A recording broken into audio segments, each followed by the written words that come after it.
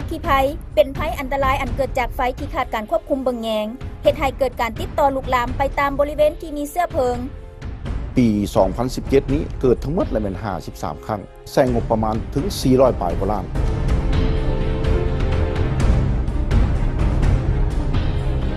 ในระยะผ่านมาทั่วประเทศเกิดเหตุอัคคีภัยมาแล้วหลายครั้งในนั้นมีหลายเหตุการณ์ที่สร้างความเสียหายอย่างใหญ่หลวงเช่นในปี 2017 ได้เกิดอัคคีภัยที่ตลาดสังเจียงและตลาดวิทยาเขตดงโดกนครหลวงเวียงจันทน์เฮ็ดให้สินค้าของชาวค้าขายวอดวายไปกับกองเพลิงจนยากที่จะประเมินมูลค่าได้ปัญหาอัคคีภัยเนาะถ้าเกิดขึ้นแล้วเนาะมันจะสร้างความเสียหายต่อชีวิตทรัพย์สินของพ่อแม่ประชาชนอย่างหลงหลาย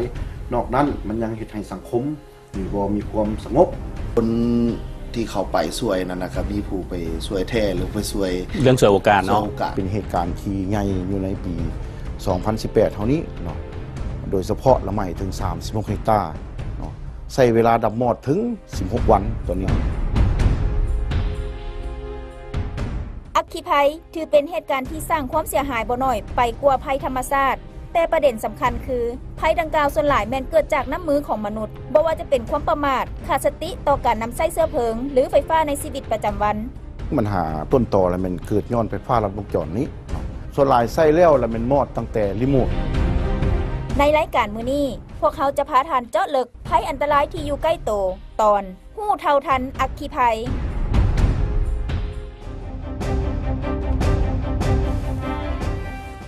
สบายดีท่านผู้ชมยินดีต้อนรับเข้าสู่รายการทุกทิศทางข้าพเจ้าแก้ววิสุขเดลสารดำเนินรายการทุกทิศทางเป็นรายการที่เน้นการสนทนาข้อมูลข่าวสารเจาะลึกประเด็นต่างๆที่สังคมให้ความสนใจบ่ว่าจะเป็นเรื่องเศรษฐกิจสังคมวัฒนธรรมท่องเที่ยวการศึกษาการประกอบอาชีพและอื่นๆในแต่ละตอนของรายการเขาจะได้เชิญแขกและผู้เชี่ยวชาญที่มีความรู้ในหัวข้อนั้นๆมาร่วมสนทนาเพื่อให้ท่านผู้ชมได้ความรู้ที่ลึกซึ้งและเป็นประโยชน์รายการเขาจะออกอากาศทุกวันพุธตั้งแต่เวลา 20:40 ถึงเวลา 21:10 นาทีทางสถานีโทรภาพแห่งชาติลาวช่อง 1ท่านผู้ชมท่านเคยได้ยินบอกคำเว้าที่ว่าโจรขึ้นเฮือน10 ครั้งบ่เท่าไฟไหม้1 ครั้งคำเว้านี้แสดงให้เห็นถึงความรุนแรงร้ายแรงของอัคคีภัยที่มีต่อผู้ประสบพบพ่อและเพื่อเฮ็ดจังใดบ่ให้เหตุการณ์ดังกล่าวกลายเป็นประวัติศาสตร์ที่ซ้ำรอยมื้อนี้รายการเฮา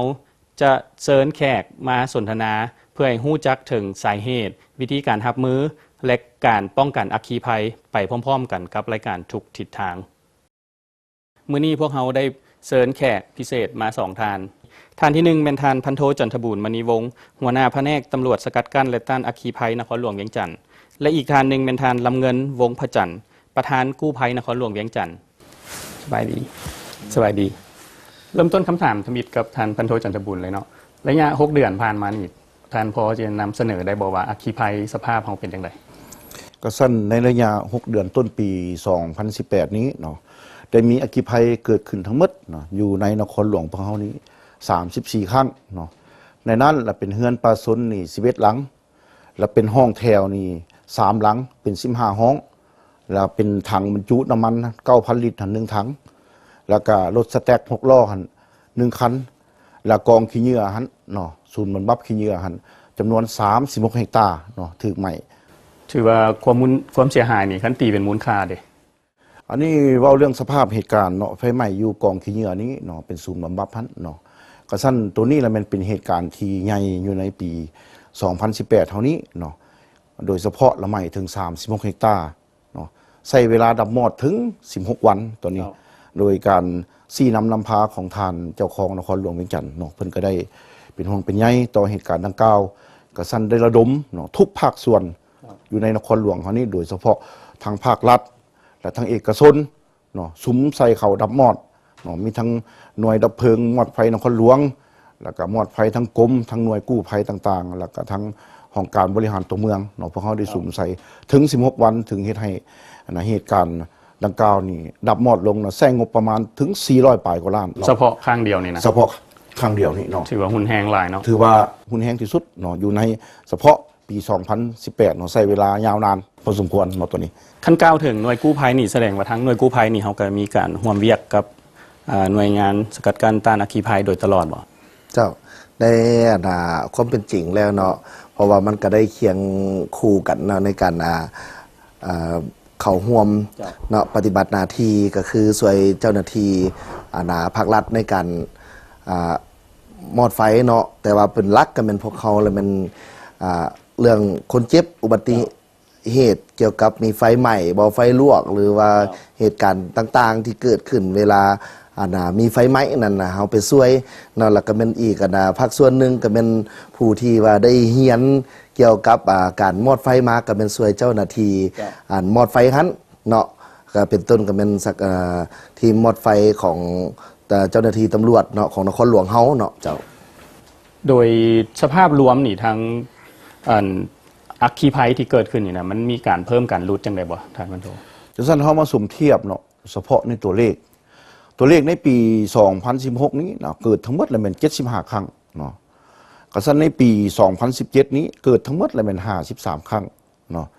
กระซั่นว่าเบิ่งในต้นปี 2018 นี่เขาดังได้เสนอไปแล้วหั่นเนาะเกิดทั้งหมดแล้วแม่น34 ครั้งแล้วมูลค่าเสียหายรวมทั้งหมดแล้วเป็น256 ล้านกว่ากีบอันนี้ถือว่าเฮาไล่เป็นเงินกีบเป็นต้นปีของ2018ตัวนี้นะว่ามูลค่าเสียหายตัวนี้เนาะโอ้2018นี้เป็น2018เนาะตัวนี้ต้นปีแล้วก็ยังเฉพาะนครหลวงก็ยังปานนี้ละแม่นล่ะอันนี้ท่านผู้ชมถือว่าการเสียหายนี่มันมีความรุนแรงบ่ว่าจะเกิดหลายเกิดน้อยก็คงจะบ่มีไผอยากให้เกิดวันนี้มาเว้าถึงสาเหตุอัคคีภัยเด้ปกติแล้วสาเหตุหลักๆที่เฮาพบพ้อนี่มันมีมาจากไสเนี่ยก็ซั่นมาเบิ่งสาเหตุหลักๆเนาะของการเกิดอัคคีภัยนี้อันที่1มันหาต้นตอแล้วมันเกิดย้อนไฟฟ้าลัดวงจรนี้เนาะก็ซั่นสาเหตุของการลัดวงจรนี่มาจากหลายสาเหตุเนาะสาเหตุอันที่1เรามาจากการสมใส่อุปกรณ์กินไฟเนาะโดยเฉพาะมันพัดลมโทรทัศน์เป็นแอร์เป็นตู้ซักผ้ามีอย่างต่างๆที่ว่าวัตถุกินไฟเนาะส่วนหลายผู้สมใส่แล้วแล้วมันอันนึงแล้วมันบ่ถอดปลั๊กเนาะบ่ถอดปลั๊กบ่มอดคูโต้ส่วนหลายใส่แล้วแล้วมันมอดตั้งแต่รีโมทเนาะจังซั่นเฮ็ดให้วงจรไฟถือว่ายังมีอยู่ในหน่วยดูยังเคลื่อนไหวอยู่เนาะอยู่ในเครื่องกินไฟหั่นมันสามารถเกิดได้ทุกเมื่อเนาะและสาเหตุอันที่2นี้แล้วมันย้อนการสมใช้ไฟฟ้านี้เนาะอุปกรณ์นี้เนาะเกินมาตรฐานของสายตัวอย่างใช้เครื่องกินไฟคือเขาว่าผ่านมาตัวอย่างคือเฮือนหลังนึงที่ปุ๊กระยะผ่านมาหลายปีมาแล้วเนาะใช้เครื่องกินไฟซำนี้แต่มาฮอดปัจจุบันนี่ใช้เครื่องกินไฟเพิ่มเป็นต้นนะแม่นแอร์เพิ่มตัวอย่างเนาะโทรทัศน์เพิ่มหรือตู้เย็นเพิ่มแต่ว่าสายไฟมันยังเป็นอันเก่าอยู่จังซั่นไม่ได้ให้กระแสไฟนี่ใช้เกินมาตรฐานของสายตัวนี้ก็เป็นสาเหตุสายมาฮับบ่ไหวนั่นบ่สายมาฮับบ่ไหวอันนี้ก็เป็นสาเหตุของการช็อตไหนแล้วก็ปัญหาที่3นี่เครื่องอุปกรณ์กินไฟเนาะเป็นต้นคือเฮาเว้าแล้วโทรทัศน์พัดลมเป็นแอร์ต่างๆนี่เก่าแก่มาหลายปีตัวนี้ก็บางเทื่อก็มีการคัดข้องทางด้านเทคนิคอาจจะช็อตในตัวนี้มันเก่าแก่หลายปีเนาะหรือปัญหาที่4นี่ก็เว้าเรื่องสายไฟนี่เก่าแก่มาหลายปีเนาะแล้วบ่มีการเปลี่ยนถ่ายอันนี้ก็เป็นสาเหตุหลักของการเกิดอัคคีภัยแล้วที่ปัญหาที่2นี้มาเว้าเรื่องการจูดปลาสะทรายเนาะจังซั่นปัญหาการจูดปลาสะทรายนี้อยู่ในช่วงระยะเดือน1 5เดือน4ในปี2018นี่ก็ถือว่าเกิดขึ้นย้อนการจูดปลาสะทรายโดยเฉพาะอยู่เขตเมืองไซธานีนี้เนาะถือว่าการจูดปลาของพ่อแม่ปลาสนนี้จำนวนนึงก็จูดเนาะอนามัยจำนวนนึงก็จูดล่าเนื้อเนาะจำนวนนึงก็หู้เท่าบ่ถึงการกันเป็นจูดแล้วเฮ็ดให้ล้ามลุกเนาะไปใส่เฮือนซานบ้านซองอันนี้ก็เป็นสาเหตุหนึ่งโดยเฉพาะในฤดูแล้งเนาะแล้วปัญหา3นี้แล้วมันเกิดย้อนการใต้ทูปเทียนบูชาเนาะในวันพระวันศีลเท่านี้เนาะโดยเฉพาะใน1 เดือนนี่เนาะวันพระวันศีลเฮามี4ครั้งแต่สั้นทุกๆครั้งนี่พ่อแม่ปลาสนลาวเฮานี่มันถือศาสนาพุทธก็มันได้จูดเนาะคันจูดแล้วก็มันส่วนใหญ่ก็เป็นปลาปล่อยหรือหลงลืมหรือขาดสติเพราะว่าห้านพระส่วนใหญ่ก็มันเฮ็ดอยู่ถึงหัวบ่นอนเป็นเสื้อเพิงสั้นดีจังซั่นจูดแล้วเฮาหลงลืมปลาปล่อยไปทางอื่นนี่ก็เป็นสาเหตุพาให้เกิดอัคคีภัยนอกนั้นก็ยังเป็นสาเหตุอันการเสื่อมจอดเนาะโค้งเล็กหรือให้มัดไฟเห็นตกใส่บริเวณใกล้เคียงโดยบ่มีการอนามัยเนาะตกใส่เศษผ้าเศษขี้เหงื่อเศษยางอันนี้ก็พาให้เกิดอัคคีภัยหรือสาเหตุอื่นๆก็มีหลายสาเหตุเนาะถือว่าสรุปย่อๆแล้วมันสาเหตุหลักๆก็มาตั้งแต่ไฟฟ้าลัดวงจรเนาะแล้วก็ไฟการจุดปลาการทางปลานี้แล้วก็เรื่องทูบเทียนที่ว่าเป็น เกิดขึ้นอยู่ประจำแต่ละเดือนนี้ที่ว่าต้องได้ระวังแล้วก็เรื่องการเสื่อมจอดทูบนี่เพราะว่าการก่อสร้างเดี๋ยวนี้หลายเนาะ4สาเหตุหลักเจ้าแล้ววันนี้ถามเรื่องเวลาที่ว่าเวลาเกิดอัคคีภัยแล้วนี่นะอยากขอความรู้หน่อยนึงแล้วก็ให้ประชาชนทั่วไปได้รู้นำนี่นะมีความยุ่งยากจังใดแดสำหรับในเบื้องต้นเนาะถามว่าทีมงานกู้ภัยของพวกเขาเนาะมันเข้าไปเนาะมันมีความสับสนในมุมมองที่ว่าผู้คนเนาะในมีความสารวนในการอยู่ที่เกิดเหตุเนาะแล้วก็มีผู้ไปช่วยแน่บ่ไปช่วยแน่เฮ็ดให้เฮาเข้าหาบอนที่สิช่วยเหลือแท้ยากแม่นแล้วก็เพราะว่าเฮาต้องได้กั้นซุมคนเนาะกั้นคนเพื่อว่าบ่ให้เขาเจ้ามีความสับสนและแตกตื่นเพื่อให้รถดับเพลิงเข้าไปถึงจุดเกิดเหตุนะเจ้าทางท่านพันโทจันทบูรณ์มียังเสริมบ่มีหนึ่งเนาะ คือดังพวกเขาพบความยุ่งยากในระยะผ่านมาคือดังหลายๆเหตุการณ์ไฟไหม้เนาะโดยเฉพาะมันเป็นอยู่เขตชุมชนแออัดคือดังหู้น้องกันอยู่แล้วเนาะนครหลวงของพวกเขานี่ก็ถือว่าเป็นเมืองที่เก่าแก่มาหลายปีการปลูกสร้างอาคารส่วนหลายเป็นอาคารไม้เนาะปลูกสมัยเป็นปู่ย่าตายายเฮามาพุ่นละกระชั้นอาคารส่วนหลายก็เป็นถือว่าบ่มีการวางแผนถือว่าปลูกต่อกันแต่สั้นเวลาแคบลงเนาะปัญหาแคบลงสั้นเวลาเกิดเหตุนี่โดยเฉพาะอยู่บ่อนขับแคบนี่รถดับเพลิงเฮานี่ก็บ่สามารถเข้าได้อันนี้ก็หลายๆเหตุการณ์ก็สั้นมันก็มีอุปสรรคคันบ่เข้าได้แล้วก็มีอุปสรรคในการสกัดกั้นการดับมอดมันจึงเหตุให้แพร่ลามเนาะจะสั้นทำบ่เบิ่งแรงน้ำอยู่ในนครหลวงนี่ก็เธอมีแต่บ่เพียงพอกับความมีห้องต้องการเนาะปัจจุบันนี้เนาะเพราะว่าแรงน้ำเฮานี่มาเบิ่งโดยเฉพาะก๊อกน้ำจุดเอาน้ำก็ถือว่ายังห่างไกลกันอยู่เขตชุมชนนี่ก็ถือว่ายังบ่ทันได้ทั่วได้ถึงก็ซั่นมาเบิ่งรวมแล้วอาวุธหลักของพวกเขาในการดับมอดนี่ถือว่าสำคัญและเป็นน้ำถ้าเขาขาดน้ำนี่มันก็ยากที่จะช่วยสังคมได้อันนี้เนาะแล้วก็มาเบิ่งรถที่เขาบรรจุน้ำในปัจจุบันนี่ก็ได้เพียงแต่10เม็ดก้อน12เม็ดก้อนเขาก็ใช้เวลาสีดอยู่ในหันกับประมาณ10-20นาทีน้ำอยู่ในถังรถมันก็มืดไปได้ตัวนี้เนาะเจ้าสั้นก็ท่านผู้ชมมีความยุ่งยากหลายแนวเนาะตั้งแต่อันที่อาจจะบ่ค่อยได้ยินปานใดเป็นเรื่องของความเข้าถึงแหล่งน้ำในทวงทันอันที่2เรื่องเส้นทางขับแคบบ่แล้วก็เรื่องของเวลาสนละวนเวลามีเหตุการณ์หั่นก็ถือว่าเป็นพวกเขาได้เรียนรู้เบื้องต้นหลายแนวเกี่ยวกับสาเหตุของอัคคีภัยและก็ความยุ่งยากในการปฏิบัติหน้าที่ของเพิ่นส่วนวิธีป้องกันเนาะต่อในระยะต่อไปพวกเราจะมาติดตามร่วมกันว่าสิมีวิธีป้องกันจังใดแล้วก็บรรเทาไปได้จังใด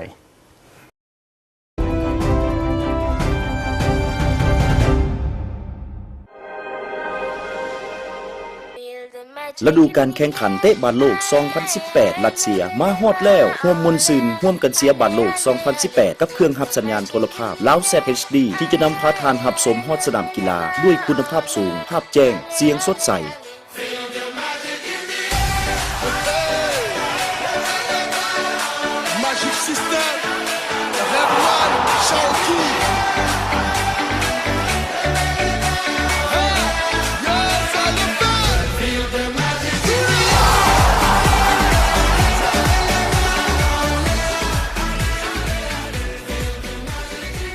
หับชมได้ถึง132รายการมี50รายการพื้นฐานให้ได้หับชมทานมักทีมใดมาร่วมเสียไปพร้อมๆกับสอบถามข้อมูลเพิ่มเติมได้ที่เบอร์1855 021 228 228ดาวเทียมลาวดาวเทียมของคนลาวเพื่อคนลาว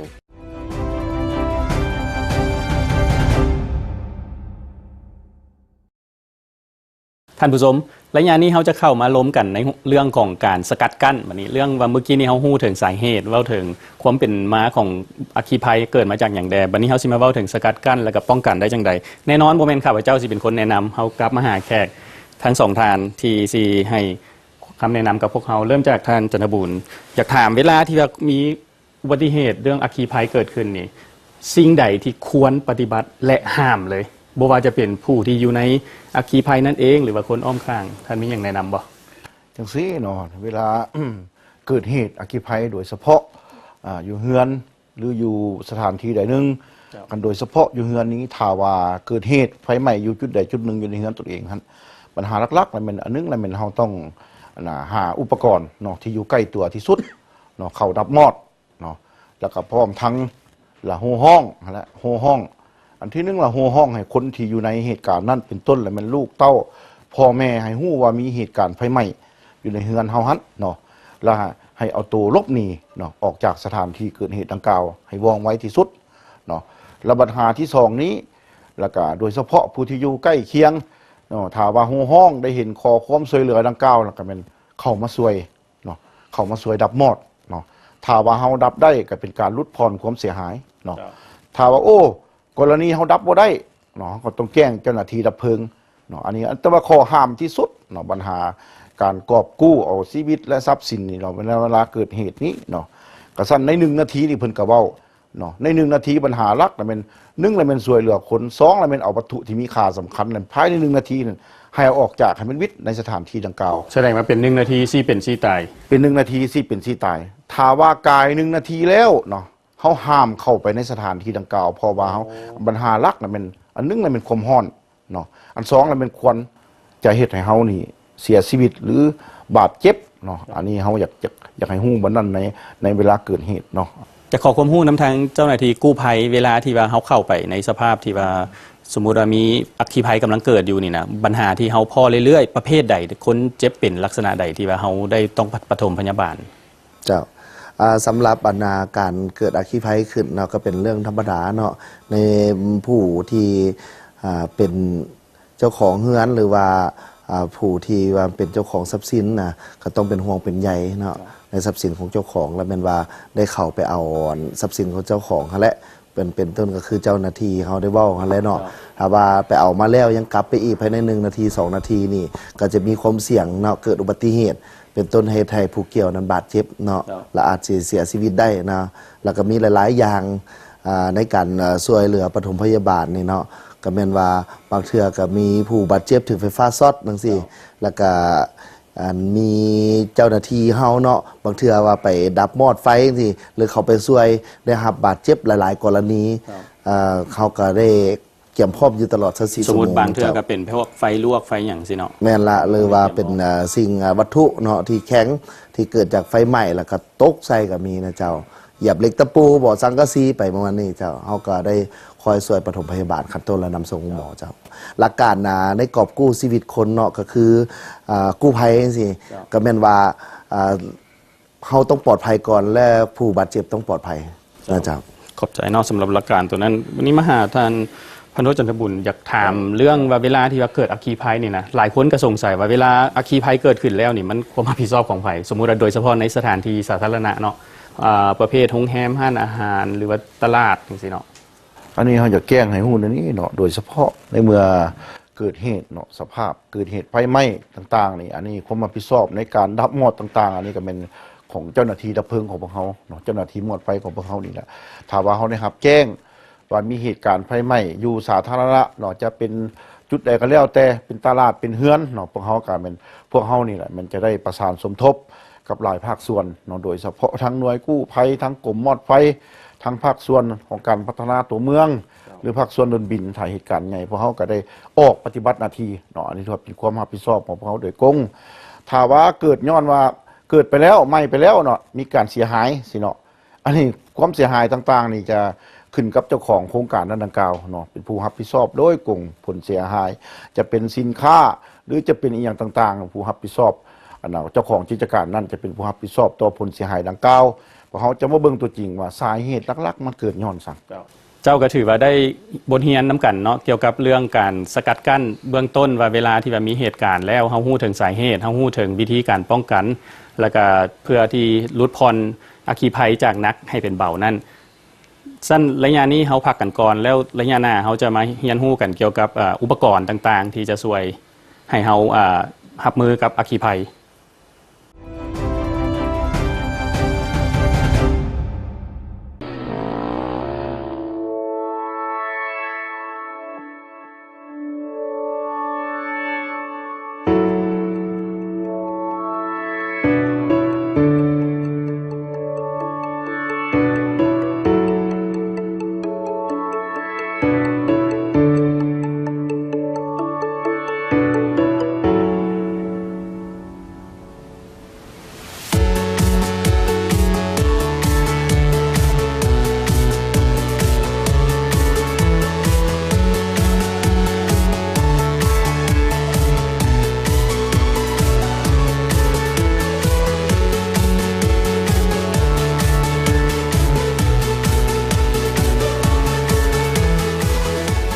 ท่องเที่ยวลาวท่องเที่ยวมูลเสื้อประวัติศาสตร์ความเป็นมาของลาว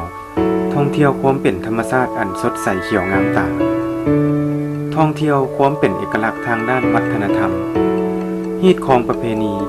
วิธีการดำรงชีวิตของประชาชนบรรดาเผ่าเที่ยวเมืองลาวเรียนรู้ประวัติศาสตร์ชื่นชมธรรมชาติอนุรักษ์วัฒนธรรม Visit Laos, experience the diversity of nature, culture and history.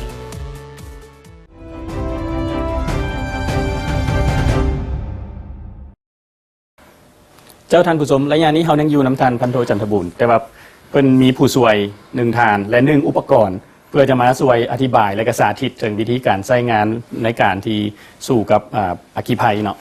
เชิญเลยครับครับอันนี้อยากขอแนะนำในนี้เนาะอันนี้เป็นอุปกรณ์มอดไฟขั้นต้นเนาะคันว่าย่อๆแล้วก็เป็นถือว่าเป็นบ้างมอดไฟกระสั้นบ้างมอดไฟตัวนี้ในเคมีของบ้างตัวนี้เนาะเป็นลักษณะเคมีเป็นแป้งเนาะเป็นบีกับบานาตีเป็นธาตุเกลือตัวนี้เป็นเกลือเฉพาะจากสั้นบ้างตัวนี้คุณประโยชน์ของมันเห็นอย่างแน่ๆเนาะสั้นคุณประโยชน์ของมันนี่ช่วยดับไฟฟ้าเนาะโดยที่บ่ตัดกระแสเขาก็สามารถดับได้เนาะอันที่สองเขาสามารถดับได้บรรดาน้ำมันเกิดจากน้ำมันเกิดจากแก๊สต่างๆเขาก็สามารถดับได้เนาะอันที่สามจะเป็นไม้เกี้ยไม้ยางไม้แผ่นแพ้เขาก็สามารถดับได้เนาะจากสั้นเขาจะอธิบายวิธีการนำไส้เนาะสั้นวิธีการนำไส้นี้เนาะบ้างตัวนี้ถ้าว่ามันเกิดเหตุจุดใดจุดหนึ่งอยู่ในอาคารเฮือนซานบ้านซองเขานี้เนาะเขาสามารถแล่นไปหาเนาะแล่นไปหาบ้างของเขานี้เนาะที่ติดอยู่บอลเห็นง่ายบอลเอาง่ายเนาะไปหาจุดดังกล่าวจับเอาบ้างนี้เนาะแล่นไปหาจุดเกิดเหตุเขาปลดสายออกเนาะปลดสายออกปลดสลักออกนี่มันมีสลักของมันเฉพาะนะเมื่อเขาปลดสลักแล้วเขาเอามือนี่เนาะมาจับกันไกแล้วก็เดสายนี้ไปหาจุดเกิดเหตุเนาะจุดที่บอลเกิดเหตุบอลไฟไหม้แล้วเขาจึงบีบเนาะบีบให้ถึกจุดเนาะให้เฮ็ดให้ไฟนี่ดับลงทันทีถ้าว่าไฟอยู่ในรัศมีเมตรหรือ2 เมตรมณฑลเนาะอันนี้เขาสามารถช่วยได้แต่สั่นมาเบิ่งในเครื่องอุปกรณ์ตัวนี้เนาะผ่านมานี่ก็หลายครอบครัวอยู่ในนครหลวงพวกเขานี่ก็ได้นำใช้เนาะก็ได้รับผลประโยชน์อย่างสูงเนาะโดยเฉพาะหลายๆเหตุการณ์ที่ได้แจ้งเขามาหาว่ามีไฟไหม้เนาะพวกเขาก็ได้นำรถดับเพลิงไปฮอดสถานที่พื้นฐานเขาก็สามารถช่วยตัวเองได้หลายได้เนาะช่วยตัวเองได้หรือว่าบางเทื่อกำลังสิออกจังซี่เขาก็ว่ามอดได้แล้วหัวหน้าแต่สั่นเขาให้พนักงานเขาไปกวดเบิ่งสถานที่ดังกล่าวเขาก็สามารถเอาบั้งตัวนี้ช่วยตัวเองดับมอดกระสั่นไฟมันก็บ่สามารถมาทิ่มไหม้ใหญ่ประเดี๋ยวมันก็เริ่มจุดใดจุดหนึ่งถ้าเขามีการป้องกันดีเนาะมีเครื่องมือดับมอดที่ทันสมัยเขาก็สามารถลดพรคนเสียหายเนาะให้ครอบครัวทานมีความปลอดภัยเจ้าแล้วปกตินี่เวลาเมื่อกี้นิทานเว้าถึงว่าระยะห่างนี่นะคันเฮายืนไกลหลายนี่มันก็บ่ถึงแม่นบ่แม่นล่ะจังซั่นอยู่ในระยะห่างที่พอเหมาะเนาะอาจจะเป็น1.50 เมตรหา2 เมตรระยะห่างจากจุดเกิดเหตุเจ้าเนาะอันนี้แล้วก็ต้องได้แหนใส่ตัวต้นเพลิงกันเลยเขาต้องแหนใส่ถึงต้นเพลิงเคมีนี่ให้มันเข้าถึงจุดเกิดเหตุของมันเนาะจุดไฟไหม้ของมันเนาะสามารถดับได้ถ้าว่ามันถึงจุดดังกล่าวเนาะเคมีนี่มันอยู่ได้เวลาเฮาบีบไปนี่นะมันอยู่ได้ประมาณโดนจังซั่นเคมีนี้เนาะเวลาเฮาบีบออกไปเนาะเริ่มบีบเคมีเริ่มออกจากปลายสายแล้วมัน18 วินาที18 วินาทีหมดเนาะเคมีจะหมดจากบ้างเนาะอันนี้เป็นนั้นเนาะจังซั่นผู้ที่นำไส้ต้องได้ผ่านการฝึกอบรมเนาะต้องได้เฮ็ดตัวจริงซีดตัวจริงให้มันถึงจุดถ้าว่าเฮาบีบบ่ถึงจุดไฟก็บ่สามารถดับท่านผู้ชมเลยเมื่อกี้เฮาก็ได้ชมการสาธิตการนำไส้บั้งดับเพลิงไปแล้วนับจากนี้ยังมีอีกวิดีโออีกตอนหนึ่งที่จะได้แนะนำถึงวิธีการช่วยเหลือผู้ประสบภัยจากหน่วยกู้ภัยส่วนรายละเอียดจะเป็นแนวใดนั้นเฮาไปติดตามรับชมพร้อมๆกันโดยเมื่อนี้พวกเราจะมาสอนการปฐมพยาบาลเบื้องต้นเนาะคนที่ว่าติดอยู่ในอาคารสูงที่ถูกไฟไหม้หรือว่าก่อนหน่วยกู้ภัยจะมาฮอดเนาะเราจะมีวิธีช่วยเหลือตัวเองแบบใดคือ1เราต้องหาผ้าที่สะอาดหรือว่าผ้าแพรจุบน้ำดื่มหรือว่าน้ำทั่วไปก็ได้เพื่อเอามาปิดปากตัวเองเพื่อบ่ให้ควนเข้าปากเพื่อเป็นการบ่สมัครควนโดยนี่คือขั้นตอนที่2เนาะอันนี้เราจะสมมุติว่าเป็นคนเจ็บที่ถูกอุบัติเหตุจากอัคคีภัยแล้วสมัครควนไฟและเบิดสติขาดอาการหายใจว่าเราจะช่วยคนเจ็บแบบใดเพื่อให้มีอาการหายใจและมีชีวิตรอดเนาะเจ้าโดยนี่สมมุติว่าคือคนเจ็บที่นอนหมดสติแล้วเราจะฮู้ได้จังไดว่าเขาเจ้าบ่หายใจเนาะวิธีนึงก็คือว่าเปิดปากทางเดินหายใจขึ้นแล้วหูฟังตาเขาจะเบิ่งท้องคนเจ็บถ้าคนเจ็บ หายใจเนาะเขาจะได้ยินเสียงหายใจค่ะเจ้าถ้าว่าบ่หายใจจะแม่นเฮาเริ่มการปฐมพยาบาลเบื้องต้นคือการ CPR เนาะคืออันนี้อัมบูแบกเนาะเพื่อใช้ในการช่วยหายใจและอันนี้คือบังออกซิเจนเจ้าแล้วก็ต่อไปเขาจะเป็นการสาธิตการ CPR ให้คนเจ็บฟื้นและหายใจเจ้าโดยก่อนจะ CPR คนเจ็บทุกครั้งเนาะต้องใส่มือ2นิ้ววางที่คนเจ็บแล้วใส่มืออีกเบื้องนึงที่เอาแห้งเนาะประคบก้นคนเจ็บเพื่อเหตุการ CPR ต่อ30 ครั้งและบีบอัมบูแบก2 ครั้ง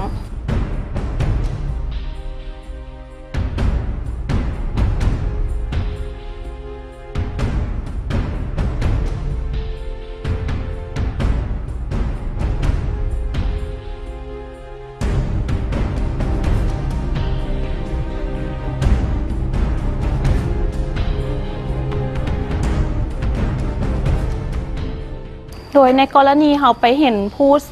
บดสติเนาะบ่หายใจแล้วเราจะซอยคนวิธีใดโดยที่บ่มีเครื่องซอยหายใจเนาะด้วยการ CPR แล้วเราจะเฮ็ดจังใดเพื่อแทนอัมบูแบกเนาะก็คือเราจะ CPR เนาะ30 ครั้งคือเก่า4 25 26 27 28 29 30แล้วเราจะบีบดังแล้วจะเสยคางและเป่าปาก2 ครั้งจะบ่แรงเกินไปตัวนี้จะแทนอัมบูแบกแล้วเราจะมา CPR คือเก่ากรณีทุกครั้งที่เฮ็ด CPR แขนต้องซื่อเนาะเจ้าขาต้องตั้งให้มันเที่ยงเนาะเพื่อ CPR คนเจ็บและที่ผ่านไปนั้นเราก็ได้ชมวิธีการสาธิตการนำใช้บังดับเพลิงเบื้องต้นและการปฐมพยาบาลเบื้องต้นจากทั้ง2หน่วยงานและเราก็มาฮอดตอนท้ายของรายการแล้วท่านผู้ชมก่อนจะลาจากกันไปนี่อยากขอเชิญแขกทั้ง2ท่านมีฝากข้อคิดถึงท่านผู้ชมทางบ้านคือดังพวกเราฮู้นำกันแล้วว่าปัญหาอัคคีภัยเนาะถ้าเกิดขึ้นแล้วเนาะมันจะสร้างความเสียหายต่อชีวิตทรัพย์สินของพ่อแม่ประชาชนอย่างหลงหลายนอกนั้นมันยังเฮ็ดให้สังคมนี่บ่มีความสงบและเฮ็ดให้การกดน่วงการขยายตัวทางด้านเศรษฐกิจวัฒนธรรมสังคมจังซั่นอยากเรียกร้องมายังบรรดาสำนักงานองค์การแล้วก็โรงงานตลอดฮอดคุมบ้านประชาชนเนาะถ้าเฮามีแผนป้องกันที่ดีเกี่ยวกับเรื่องงานป้องกันสกัดกั้นและต้านอัคคีภัยนี้ปัญหาอัคคีภัยจะบ่เกิดกับครอบครัวของท่านขอขอบใจเนาะเจ้าทั้งหน่วยกู้ภัยได้เฮามีหยังฝากถึงท่านผู้ชมทางบ้านบ่เจ้าสำหรับทั้งหน่วยกู้ภัยเขานอกก็ถือว่าเป็นผู้ช่วยเจ้าหน้าที่ดับเพลิงและถ้าว่ามีเหตุการณ์ที่เกิดขึ้นเนาะฉะนั้นแล้วก็อยากฝากถึงพ่อแม่ประชาชนและที่อยู่เฮือนศาลเนาะที่ว่าปลูกอาคารมาโดนและสายฟืนสายไฟเนาะสำคัญที่สุดแล้วมันบ่ได้รับคุณภาพมาแล้วนะก็เป็นว่าอยากให้เบิ่งตัวนี้คืนเกี่ยวกับการเกิดอัคคีภัยหรือว่าเรื่องวันศีลวันพระเนาะใน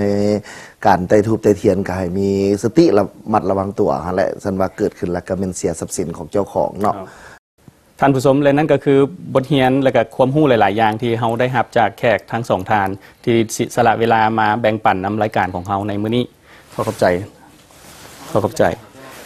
มาวันนี้รายการของพวกเราก็ได้จบลงแล้วพบกันใหม่โอกาสหน้าสำหรับมื้อนี้สบายดี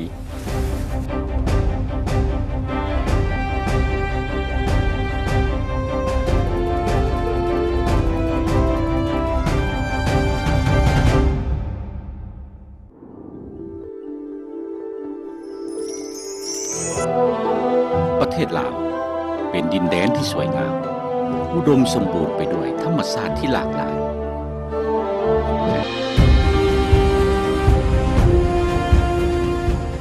แขวงเสียงขวางมีหลายชนเผ่าดำรงชีวิตอยู่ร่วมกัน